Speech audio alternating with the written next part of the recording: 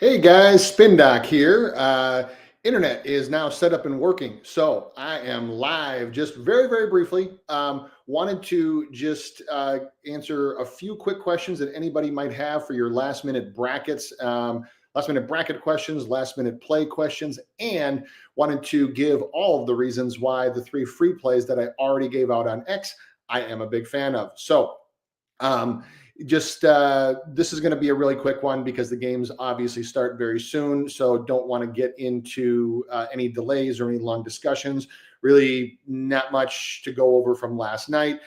We are on a free play win streak. So looking to continue that. And here we go. Quickly, we'll get through this and. I see. Go get him. Welcome in, my guy. I know.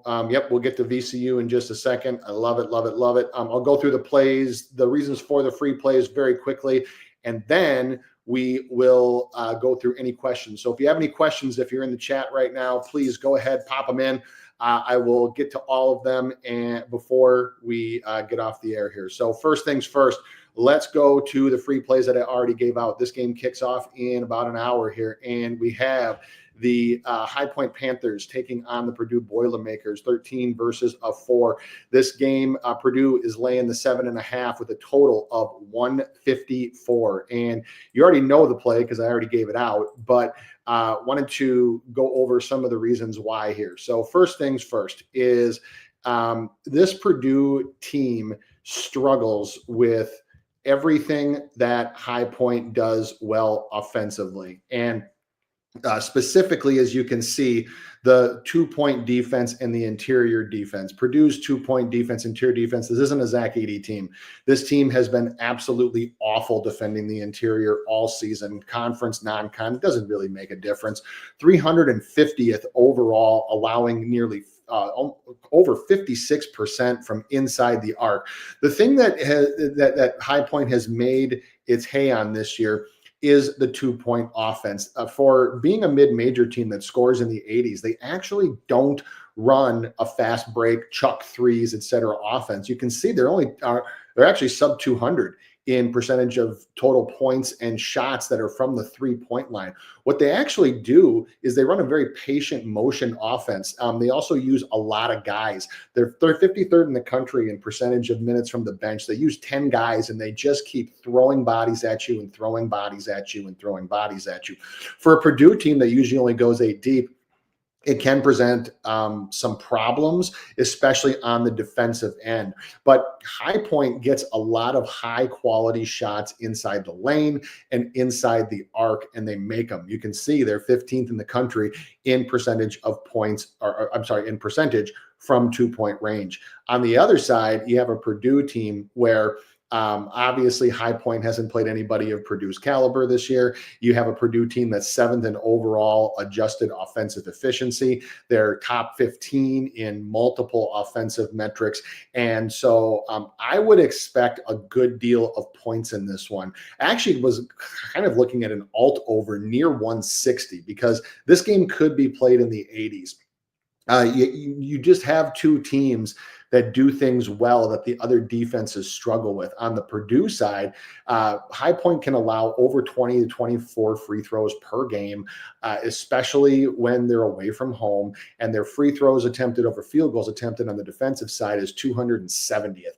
That's not good for a Purdue team that's shooting 73% from the line as a team, a couple guys shooting closer to 80. So it's got all of the hallmarks of a game that has a lot of points scored.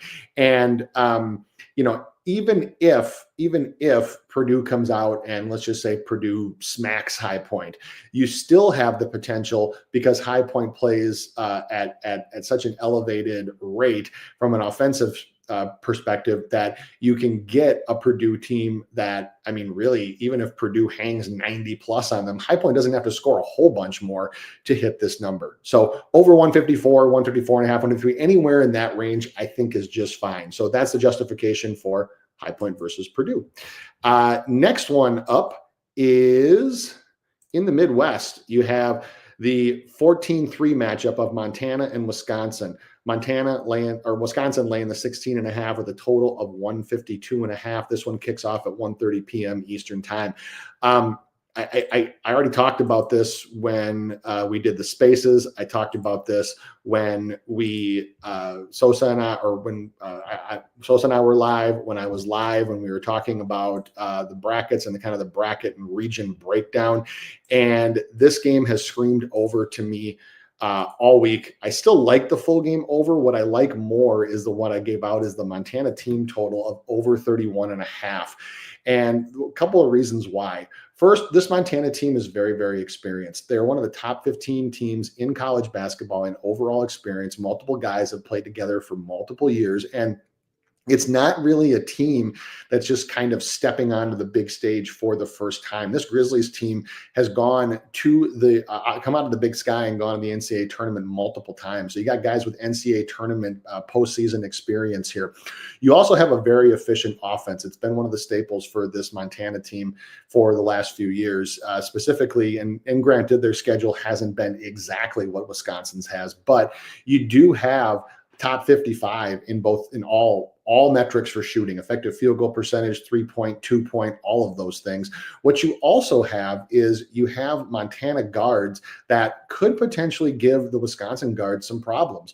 Montana does a really, really nice job of running their guards off of high screen motion and getting to the rim. You can see their free throw numbers there. While Wisconsin has been good about not fouling, the other thing that Wisconsin doesn't do, as you can see, is they don't force turnovers. Only 14.5% of opponent possessions. They prefer to play defense during the shot clock and force opponents into bad shots. But what happens there is that teams that can run efficient offense and generate good shots can score points on them. This is also a game where, and Sosa and I have talked about it numerous times, is that this is not your father's Wisconsin team. This is not the slow it down, walk it up, grind it out. This team plays a little faster. They shoot a very high percentage. They run a very efficient offense, 13th overall in the country, and they are in the top 20 actually for percentage of shots that come from the 3-point arc. So you get a team that's going to take a lot of quick shots and potentially a lot of quick threes against a team that actually runs the floor really well. Top half in pace for Montana, top 125, I think, in conversion of transition opportunities, and runs such an efficient offense. So you get an unknown opponent right away in the first half. I think there's potential for some points there. So that's why the official play is Montana first half team total over 31.5. I think if you want to go on the first half over, that's fine too. The full game over has gone up a little bit. I don't like it as much as when it got released. Maybe look to see if I can get a better number live. But what I really like is Montana to come out firing, because I've watched them probably 4 or 5 times this year, and that's what they do. They come out firing, and they don't back down. And again, this is a very, very experienced team, top 50 in overall experience, and would not expect them to be super intimidated by the moment. Coach has been to multiple NCAA tournaments before too. So this is a team that I really not necessarily think that they can do that great of a job stopping Wisconsin. You can see some of their defensive metrics, and that was playing in the Big Sky. But from an offensive perspective, at least for a half, can put up some points. All right. Last but not least, for the free plays, and go get them. Noted it, and I agree completely. I'm going to go a step further. This is VCU BYU. This game kicks off at 4:05 Eastern time in the East region. BYU's laying 2.5 to 3, depending on where you look, with a total of 147.5. I'm taking this a step further. I think that VCU wins this game outright for a variety of reasons. Number one is their defense. Now, you can always make the argument at this stage in the game that a team from the A-10 or a team from even before the Big Sky or the Big South or wherever hasn't played or doesn't play teams of the caliber that BYU does. And that's very, very true. I can't argue that point. So, you look at VCU's number 1 ranked effective field goal percentage defense, their number 4 ranked 2-point defense, and you say, is that legit? Okay. Then you watch VCU and you see it's very much legit. You see that this team plays fast, this team plays aggressive, this team plays in your face. And what they do better is they defend the jump shot. So you look at their mid-range game and they're allowing close to under 50% on mid-range jump shots. That's an area that that BYU can look to get some shots in. They also do a great job of limiting teams from shooting from the three-point line. That is obviously a staple of this BYU offense. 39.6% of their points coming from deep, almost 50% of their shots coming from deep. Both of those are top 20 in the country. And this VCU defense is just absolutely peaking right now. The only thing that they're really prone to on the defensive side is fouling so much. But this is a BYU team, and this is where you have to go back to stylistically, and I've said this to a few people, is to not look back at, well, have they played anybody that's like BYU? They haven't played anybody this guy. How do they match up with this team on this day in this moment? And this is a good matchup for this Rams team. This VCU team, the only thing defensively where they really have a weakness and a liability is fouling. They can allow over 23, 24 free throws per game to opponents. But when you're a jump shooting team like BYU and you shoot so many of your shots from beyond the arc and you take so many jump shots, you don't look to get to the line. BYU just 270th in free throws attempted over field goals attempted. And so on the defensive side, BYU, I personally think can be limited. I think that there's also worlds where the BYU team total under hits in this one as well. Now, on the other side, while VCU is not the best three-point shooting team, as you can see, 190th overall in the country, it's actually been a lot better lately. Specifically, it's been better in the A10 tournament. Their offense has really, really come along. Their shooting has really, really come along. They have multiple guards who are shooting it much, much, much better. And, again, not the best three-point shooting team in the country, but you also have a Cougars team that is sub 240 in defending the three. That's what happens when you are a jump shooting team and you can allow some long rebounds, which lead the leak outs and can also lead to teams getting transition spot up threes. The other thing that it can lead to, especially if you're not hitting jump shots from the outside, is it can lead to leak outs and runs. This VCU team, 21st in the country in potential points in transition and off steals. They're one of the best teams in the country at converting once they get out in transition. And that's for a team that plays at the 239th fastest pace. So they don't get a ton of transition opportunities, but they do look to run off of long rebounds, which is what long missed shots create. And they also attack well in transition and can score. So I think that there's one of two things that happens here. Either BYU's hitting a bunch of jump shots early, which causes VCU to have to adjust, in which case it might be a problem. Or if normal things hold, VCU's defense is custom made to stop this BYU team. They're custom made to stop jump shooting teams. Where VCU gets into trouble is when they get to teams that have a lot of size, a lot of aggression, and get to the line. And as you can see right here, that is not what this BYU team does. That is not how they're built. So for all those reasons, even if you think that those two things, the kind of yin and yang on both of those equal about a 50-50 shot for VCU, you're getting plus money on it. Plus money plays only need to hit at, especially at what you're at now, at about plus 120 at about 47% of the time to be profitable. So there's value there as well. So for all those reasons, VCU money line is the official play. All right. So went through that quickly. I see we got some comments. Going to go and get to those. And let's see. Luke, welcome in, my guy. Luke says, do you like full game over Montana? Yeah, I kind of talked about that. I do. It's gone up a few points, so I'm not sure I like it as much as when it was released. Got YGFR OG. How do you feel about Montana first half spread? Yep. I saw Sosa gave that one out. I can't argue with that one at all. I think they can definitely stay with them for a half.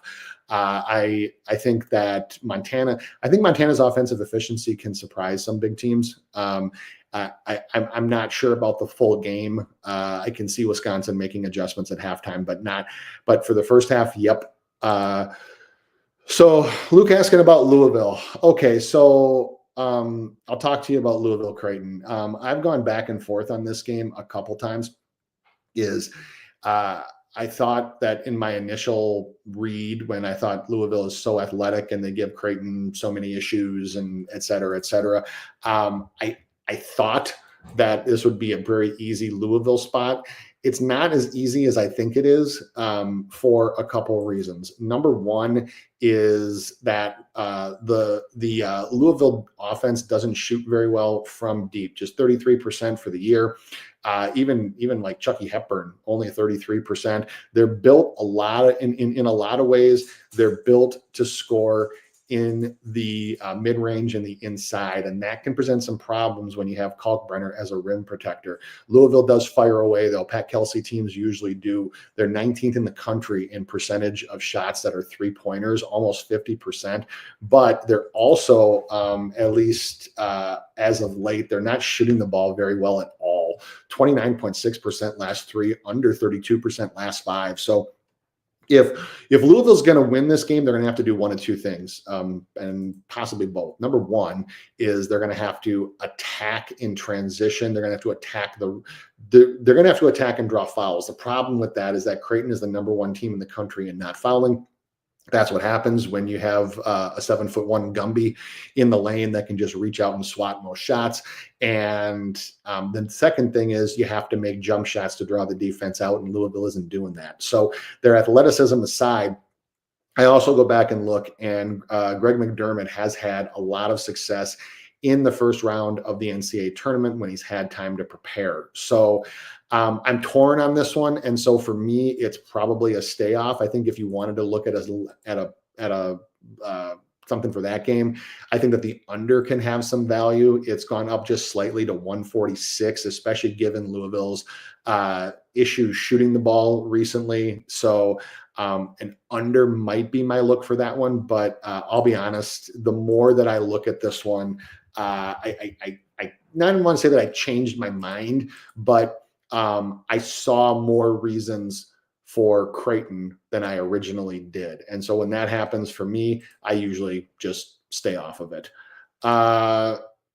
YGFR also says McNeese with the spread. I don't like McNeese today at all. I got to be honest with you, especially not. And I mean, try to go into teams' motivations and what's going to impact them and what's not. But, their coach also did just announce that he's leaving for NC State before the tournament even started. McNeese is just not built to handle this Clemson team. They're really not.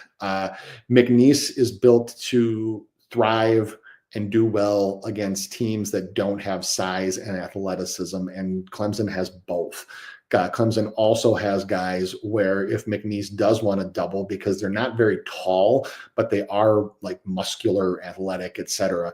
But if the 6'7", 6'8" kids want to try to double and want to try to trap, Clemson has multiple guys that shoot near 40% from deep. So if McNeese were against a different first-round opponent, I would for sure feel different, because I love watching them play and I love watching Will Wade. Can they hang with Clemson? I think they can, but again, I go back to stylistically. Like VCU matches up very stylistically. Their strengths are BYU's are what can limit BYU's strengths. McNeese doesn't have that. McNeese does not have the same level of overall size that Clemson has, and Clemson's just as athletic. And when McNeese has played teams, and they obviously didn't do that in the conference, when you play teams that are that hyper athletic against you, and you can get some struggles, because they're also prone to some really, really early, like just bad shots, like off balance shots. And so again, Can they hang? Yes, I think that they can if they can get out in transition and get some easy buckets. The problem is that Clemson usually doesn't allow that, and like I said, Clemson has the athleticism to get them. I really, really wish that McNeese had a better matchup, had just even a different team. Honestly, I would have felt better if McNeese was a 14 seed and was against Wisconsin. I really would. I would have felt better if McNeese was against Michigan, like the team that's in my background is against. I would have felt better against. There's a few other ones, but there's just a few other ones that I would have felt a lot better. So for me, it's not necessarily that I don't like McNeese. It's not necessarily that I like Will Wade a lot, and I hope that he does exceptionally well at NC State. It's just not a good matchup for them. So Flow Creator, good morning, my guy. Appreciate you. And one more from YGFR. UCLA spread. Yeah, that's one that I like a lot more. It's held steady at 5.5. I think that UCLA, this is another one stylistically matches up very, very well with Utah State. Utah State, like they have been for a while, definitely a jump shooting team, top 100 in the country in percentage of shots that are from the 3-point line. They shoot it well too. They're top 75 in 3-point percentage. They shoot it just as well on the home versus on the road. They do a really good job of playing inside outside. The problem that Utah State could have for this one is UCLA's length, and length and aggression on the wings can bother jump shooting teams. The aggression and the athleticism is why I liked VCU, and that's why I like your UCLA look here. The Bruins are 57th overall in average height. You look at their starting lineup across the board, and even guys that bring up the bench, you got 7'3" with a Damara, but he's a rim protector. But then you got 6'8", 6'9", 6'6", 6'4". Just across the board, the kind of guys that can really limit Utah State's jump shooting. So I also do like Mick Cronin in this spot. So yeah, I would totally have to agree with you on the UCLA look. Taylor Chan, good morning to you. And when do you look to fill your bets for first round matchups? Openers close to tip.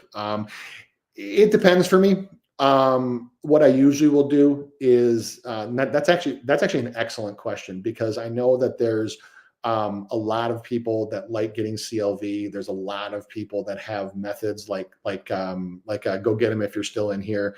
If you don't follow Go Get Him Sports, do that, because he's really good at finding spots that can give you good CLV or closing line value, meaning that you get a point or two off of the opening number, and it's the difference, getting hooked, not hooked. So there's a few other people too.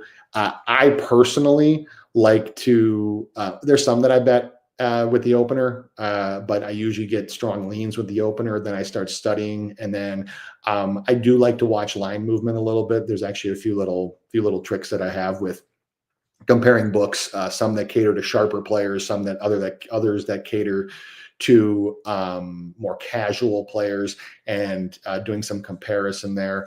And if a line moves off of it to the point where I'm not getting value from the opener, I personally can live with that. But like I said, I do know people that are very successful that bet very, very close to open. And so, really the advice I would give to anybody is find the system that works for you and what you're comfortable with.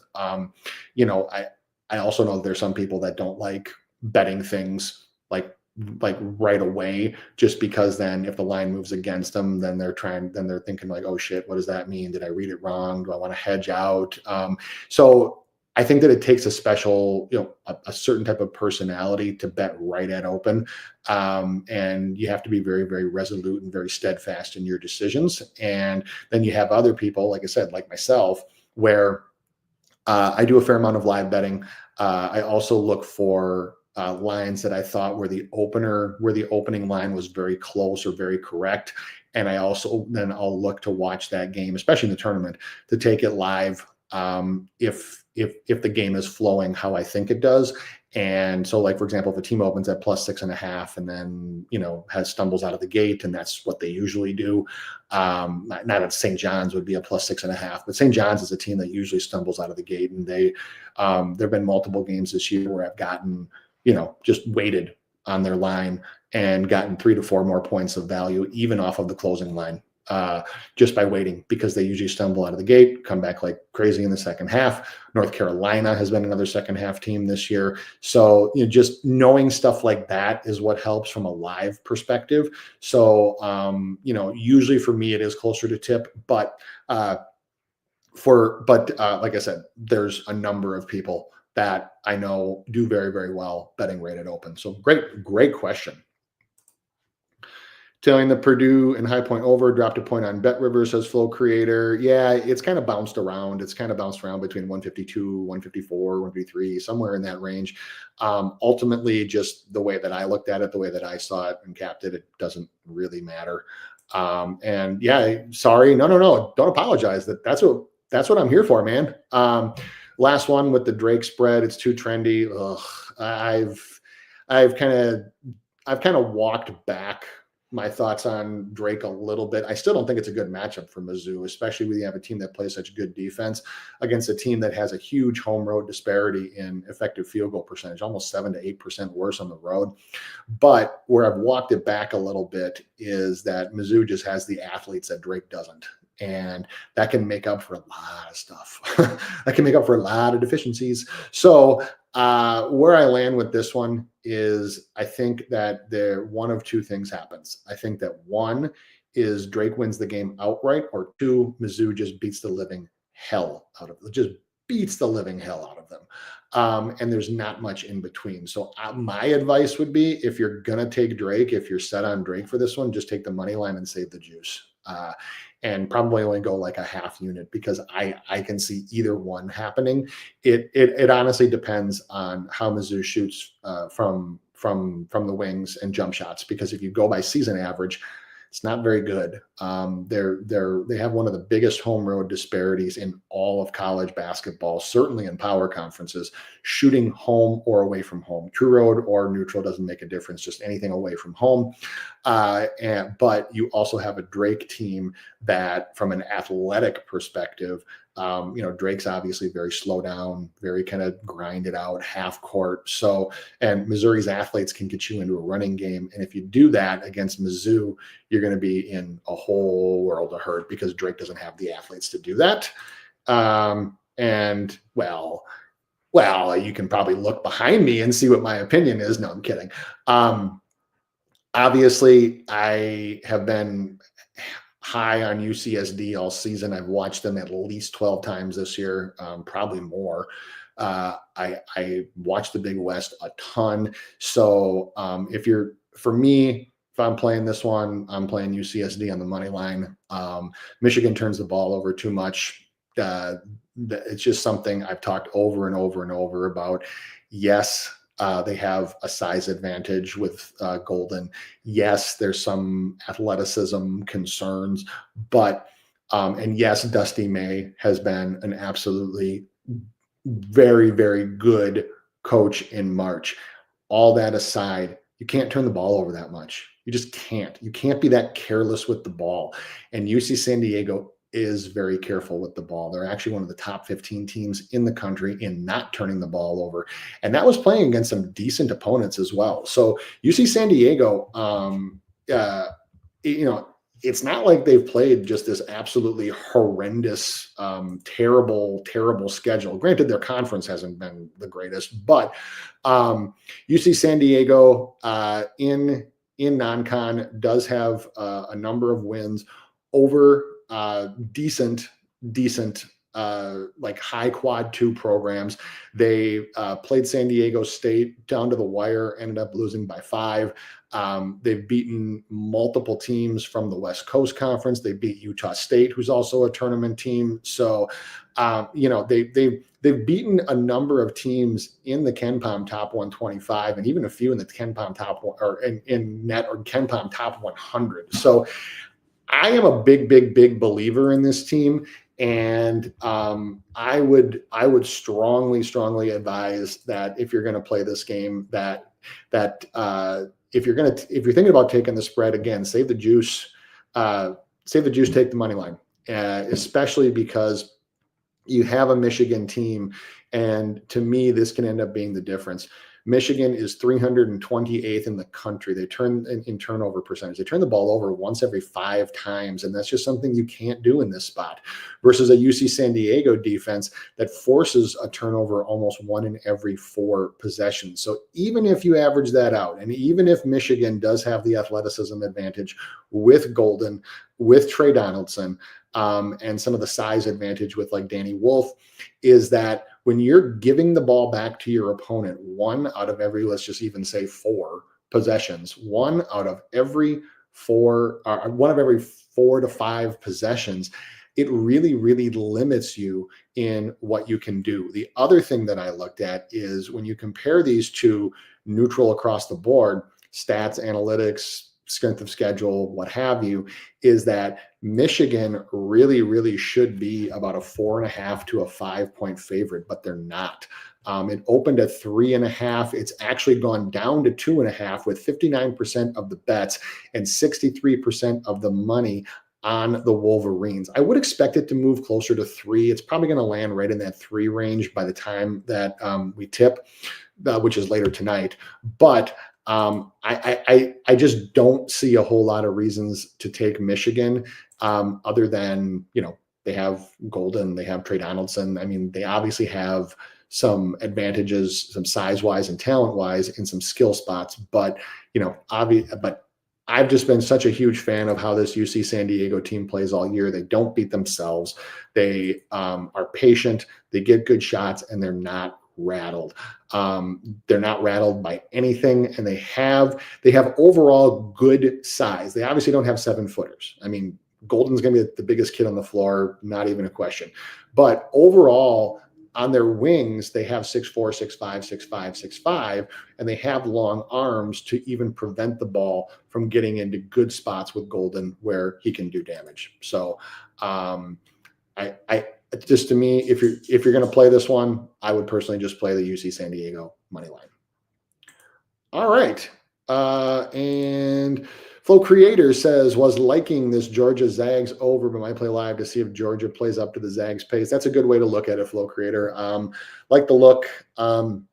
This Zags team can just absolutely cause fits for Georgia, I think, especially offensively. So, like, I might even look at a Zags team total live. Reason being is because, number one, their motion high offense is so efficient and can give a team like Georgia problems. But Georgia fouls a lot, and the Zags are decent free throw shooters. You also have Ike in the post, who has at least 25 to 35 pounds on any of the Georgia bigs. So they might have more size. They might have like 2 or 3 inches on him from a size perspective, like height, but they don't have the muscle and the bulk that Ike does. I think he's got close to 30 pounds on Georgia's starting big man. And I think that he's got,